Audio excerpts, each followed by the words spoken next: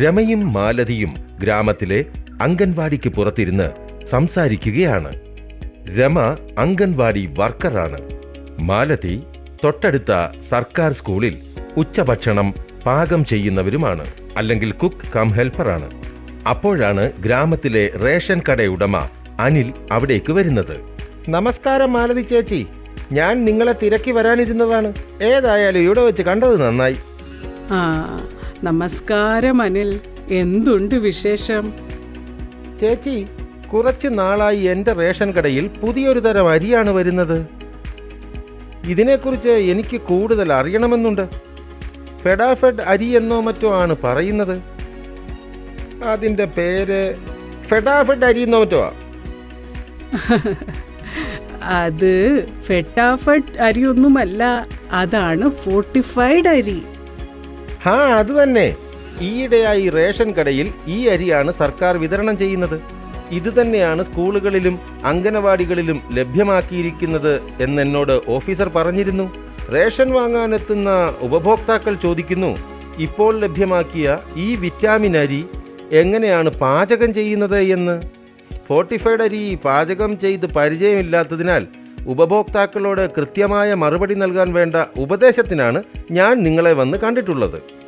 നിങ്ങൾ വന്നത് നന്നായി. 3-നും 6-നും ഇടയിലുള്ള അംഗൻവാടി കുട്ടികൾക്ക് ഞാനും ഫോർട്ടിഫൈഡ് അരി ഉപയോഗിച്ചാണ് പാചകം ചെയ്യുന്നത്. അതിനാൽ മാലതി ചേച്ചിയോട് ഇതേ കാര്യം തന്നെയാണ് ഞാൻ ചർച്ച ചെയ്യാൻ ഇരുന്നത്. വരൂ, ഏതായാലും നമുക്ക് രണ്ടുപേർക്കും മാലതി ചേച്ചിയുടെ ഫോർട്ടിഫൈഡ് അരിയുടെ പാചക രീതിയെക്കുറിച്ചുള്ള ബോധവൽക്കരണം ശ്രവിക്കാം. ഞാൻ കുറച്ച് മാസങ്ങളായി ഫോർട്ടിഫൈഡ് അരി തന്നെയാണ് സ്കൂളിൽ പാചകം ചെയ്യുന്നത്. ഞങ്ങളുടെ ഹെഡ് മിസ്ട്രസ് ഫോർട്ടിഫൈഡ് അരി എങ്ങനെ പാചകം ചെയ്യണം എന്നതിനെ കുറിച്ച് ഞങ്ങൾക്ക് വിശദമായി പറഞ്ഞു തന്നിട്ടുണ്ട്. അനിൽ ചേട്ടാ, ഫോർട്ടിഫൈഡ് അരിയുടെ നിങ്ങൾക്കറിയാവുന്ന ഗുണങ്ങൾ എന്തൊക്കെയെന്ന് പറഞ്ഞു തരാമോ? തീർച്ചയായും. ഫോർട്ടിഫൈഡ് അരി കഴിക്കുന്നത് പോഷകങ്ങളുടെ കുറവ് പരിഹരിക്കുന്നതിന് സഹായിക്കുന്നു. അതിലടങ്ങിയിരിക്കുന്ന ഇരുമ്പ് വിളർച്ച തടയുകയും ഫോളിക് ആസിഡ് ഭ്രൂണ വളർച്ചയ്ക്കും രക്തരൂപീകരണത്തിനും വിറ്റാമിൻ B12 നാഡീവ്യവസ്ഥയുടെ സാധാരണ പ്രവർത്തനത്തിനും സഹായകരമാണ്. തികച്ചും ശരിയായ ഉത്തരം. അതിനാൽ എൻ്റെ പ്രിയപ്പെട്ട വിദ്യാർത്ഥികളെ, ഫോർട്ടിഫൈഡ് അരിയെക്കുറിച്ച് നിങ്ങൾക്ക് കൂടുതൽ വിവരങ്ങൾ പറഞ്ഞു തരാൻ നമ്മുടെ ക്ലാസ് റൂമിലേക്ക്, അതായത് അടുക്കളയിലേക്ക് പോകാം.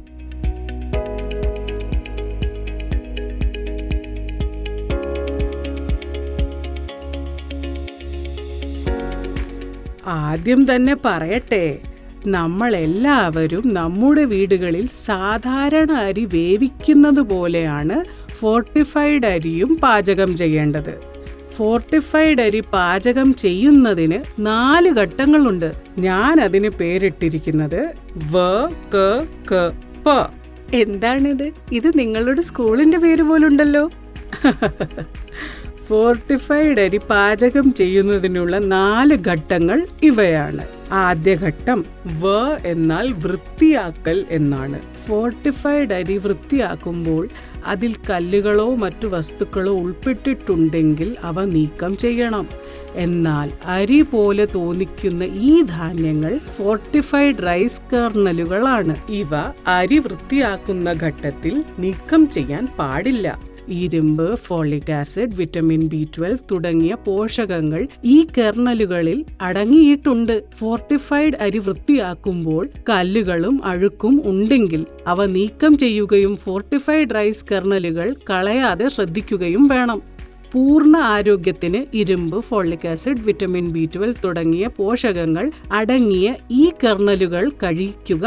രണ്ടാമത്തെ ഘട്ടം അരി കഴുകി വൃത്തിയാക്കലാണ്. പറഞ്ഞാട്ടെ, സാധാരണ നിങ്ങൾ വീട്ടിൽ അരി എത്ര പ്രാവശ്യമാണ് കഴുകുന്നത്? 2-3 പ്രാവശ്യം ചേച്ചി. ശരി, അപ്പോൾ നിങ്ങൾ വീട്ടിൽ സാധാരണ അരി എത്ര പ്രാവശ്യമാണോ കഴുകുന്നത് അത്ര തവണ ഫോർട്ടിഫൈഡ് അരിയും കഴുകുക. ഇത് നോക്കിയാട്ടെ, ഞാനിവിടെ ഈ അരി 2-3 തവണ കഴുകി അടുത്ത ഘട്ടത്തിന് തയ്യാറാക്കി വെച്ചിരിക്കുകയാണ്. അടുത്ത ഘട്ടമാണ് അഥവാ അരി കുതിർത്ത് വെക്കൽ. ശരിയല്ലേ ചേച്ചി? എന്നാൽ ഫോർട്ടിഫൈഡ് അരി കുതിർക്കുമ്പോൾ അതിലെ എല്ലാ പോഷകങ്ങളും വെള്ളത്തിൽ ലയിക്കുമെന്ന് ഞാൻ കേട്ടിട്ടുണ്ട്.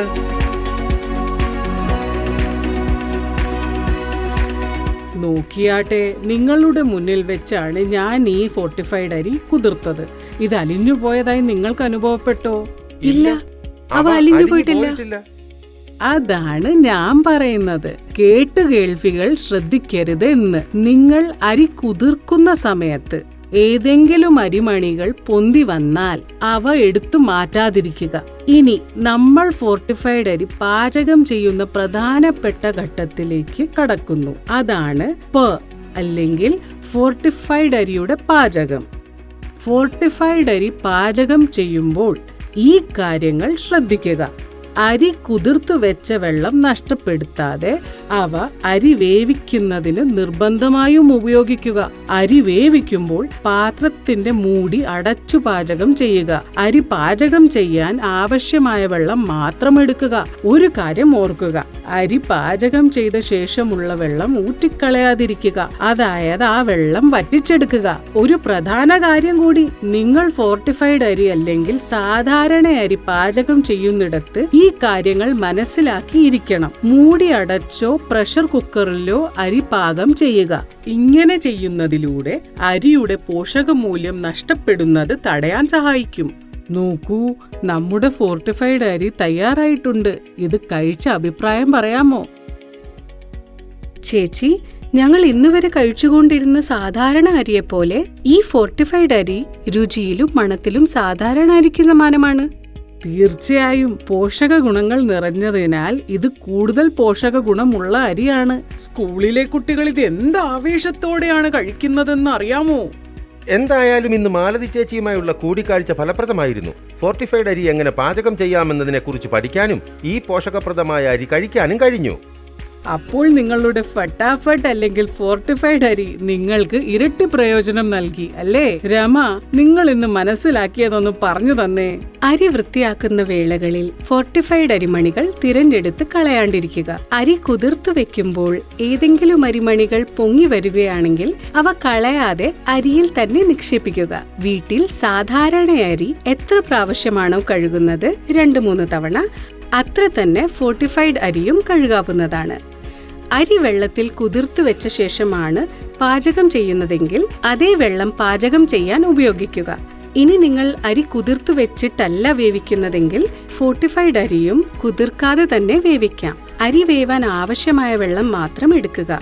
അരി വേവിക്കുമ്പോൾ മൂടി അടച്ചു വെച്ച് പാചകം ചെയ്യുകയും വെള്ളം വറ്റിച്ചെടുക്കുകയും ചെയ്യണം.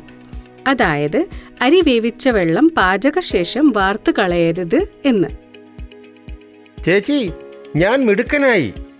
എനിക്കിപ്പോൾ ഫോർട്ടിഫൈഡ് അരി പാചകം ചെയ്യാൻ അറിയാം. ഫോർട്ടിഫൈഡ് അരിയുടെ ഓരോ പിടിച്ചോറിലും സ്വാദും പോഷണവും ആരോഗ്യവും സുരക്ഷിതം.